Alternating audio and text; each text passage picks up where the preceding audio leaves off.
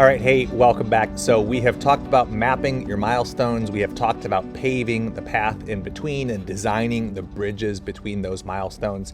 And once you have a cohesive customer journey, right? Once you have the milestones and you have mapped the pathway in between and you have challenged it to see how it could be improved or to find ways that automation could make it more robust, it is now time to level up, is to pour traffic into this journey. So you might already have traffic, right? But the goal here is not just people, but it's to really see how those people interact with the different milestones. And it begins by establishing a baseline, right? So I'm going to use 5 milestones here, but again, you can adapt this framework to fit however many milestones you have mapped out for your journey. But what we're looking for is we want to figure out how many people are hitting each of our milestones in a given month, right? So just start to track. For example, how many visitors do we have to our website? How many of those visitors are opting in? How many of those opt-ins are, taking us up on our free trial offer? How many people who take the free trial are becoming customers? And how many people who purchase are becoming members, are subscribing members, right? So figure out the number of people who are hitting each milestone in a given month. And then we want to track that over time. Right, so we want to build sort of a chart or a tracking mechanism that tells us how this performs month over month. And you can either start tracking this moving forward and give yourself a couple of months to collect that data, or you can go mine it retroactively. But the goal is to sort of establish your baseline so that you know what is happening at each milestone, so you know what you're looking for there, and then to ask yourself, well, how could it be improved? And what do we do with this information? The answer is we look for conversion trends, right? So what we're not just tracking the number of people who hit each milestone, but we're actually tracking the percentages for how many people get lost along the way. So in the example I gave a moment ago, with visitors, opt-ins, free trials, purchases, and members, those numbers in a vacuum don't tell us a whole lot. But what is perhaps more important than just the number of people hitting each milestone is the conversion percentages in between, right? So as you can see, I've got 25% of visitors who are becoming opt-ins. I've got 40% of opt-ins who are taking us up on the free trial. 30% of free trial takers are purchasing that course that they trialed. And then 16% of the people who purchase are becoming members, right? So we actually want to take this process and we want to graph that as well, is look at those conversion trends. So if you have your data you've retroactively collected or mined, or you are collecting new monthly numbers, you want to see how those conversion percentages track over time as well. And my recommendation is to plot those on like a graph, right? Plot those on a bar chart or a line chart so that you can see for each transition point, each gap between milestones, is it consistent? And what percent of people are converting here? So this is the percentage of people who are moving from free trial to purchase over time. And you can see it's roughly 30%, but it is trending upwards.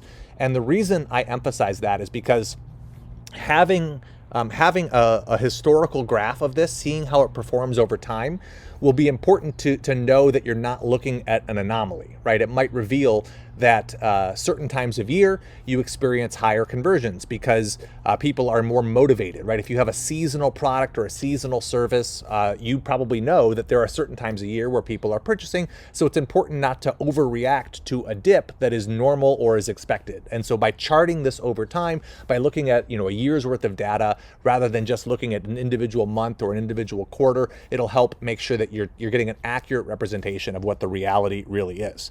Now, what we are looking for with this graph or with these graphs is we are trying to establish where the drop-offs are, where the bottlenecks might be in this flow, and then it'll give us an opportunity to assess what portion of our customer journey needs our attention. So in general, drop-offs are where the leads are disappearing.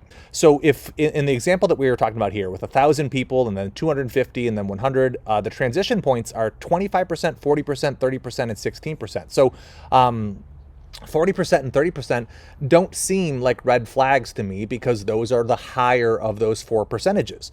But 25% and 16% being the two lowest percentages, those stand out to me as opportunities where I might be able to increase the conversion to help build a stronger bridge that gets people between those two milestones. Remember that 25% conversion might sound fine, but it also means that 75% of people aren't converting there. And 16% might sound adequate in terms of, producing new members, but it also means that 84% of contacts are getting stuck there. So when you're looking at the conversion points between these milestones, I try to invert that to think about, okay, well, how many people aren't moving on, right? And what could we do about that? So there are actually a few options for addressing it. If you have established where those bottlenecks are, where those drop-off points are, you have a few choices. Number one is just put more people into the journey. If the numbers work for you, if you're like, hey, this number of people come in, this number of people make it to each milestone, and this number of people end up buying or becoming members, and you've crunched the numbers, then maybe you just need more people into your journey, and that's totally fine. If it's profitable, keep dialing up the traffic and make sure that that profitability scales as the numbers increase.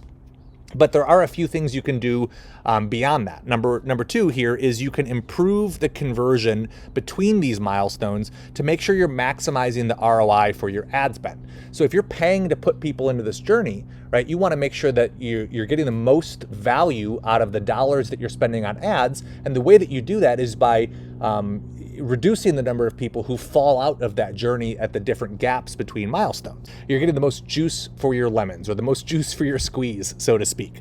And then the third thing you can do here is you can accelerate that buying cycle, right? If you know, hey, I'm gonna, spend money on ads over here, and people are gonna, opt in, and then it just takes them time to work their way through the remaining milestones, you can work on contracting that journey, is reducing the buying cycle that it takes for people to go from milestone 1 to 2 to 3, etc.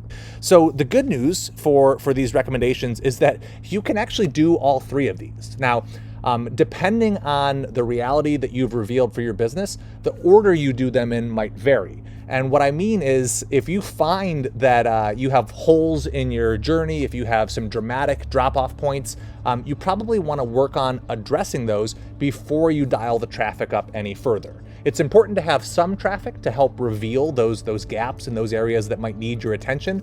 But if you know that there's a huge drop-off point, dialing up your traffic is only going to increase the number of leads that are slipping between the cracks there. So you want to work on improving the conversion points, optimizing those as best you can before you dial the traffic up too dramatically. And of course, over time, you want to make sure you're contracting this. Now, you don't necessarily need to hold off on all of your ad spend until you've done the other two. So depending on what your priorities are, what your business needs, you might choose to do any combination of the three of these. But my recommendation is that you actually do consider all three in terms of opportunities to improve this. So which one you do first ultimately depends on what your business needs, which leads us to part 4 of this conversation. We're going to talk about the different goals, the different metrics, and how to decide which path to pursue first for your business. Rest assured that you can make all of these changes, but in terms of staying focused on the next step, the next priority for your business, I want to guide you through some recommendations to help establish that for you. I'll see you in the next module.